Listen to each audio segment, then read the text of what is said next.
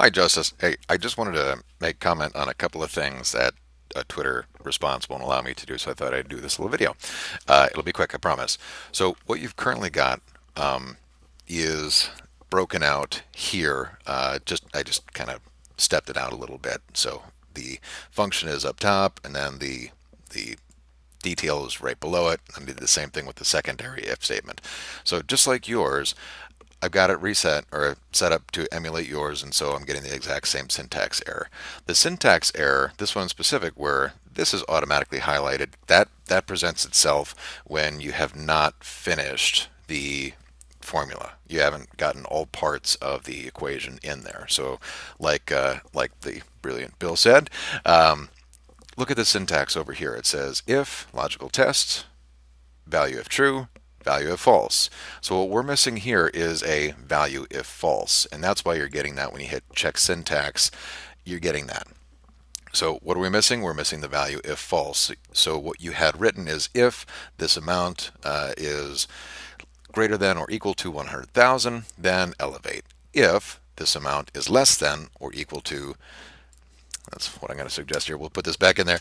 100,000, then elevate light. And then you close it out and you're getting that error. So let's get rid of that error and say, unelevated.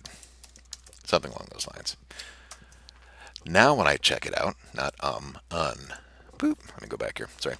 Now when I check it out and I check my syntax, the error is gone. No syntax errors in the merge fields or functions. Beautiful. However, as Daniel Peter pointed out, you're probably going to run into issues because what you're doing is you're evaluating the same value and you're telling it to do two different things if that same value is hit. So the amount, let's get rid of just thinking about the less than and the greater than for a second. And what do we have? You're telling it if the amount equals 100,000, then elevate. If the amount equals 100,000, then elevate light.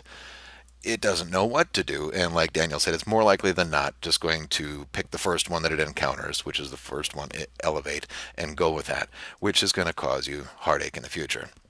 So what I would recommend doing is determine where your hard floor and your hard ceiling are. So for this one, I would put in there 99,999, right? So you're saying that if the amount is greater than or equal to 100,000, then elevate. And what you wanted to do, what I'm assuming you wanted to do, is anything lower than that, then elevate light. So we've got the next number down, the next whole integer down, which is 99,999, elevate light. And if it's neither of those two things, then unelevated. Let's check our syntax.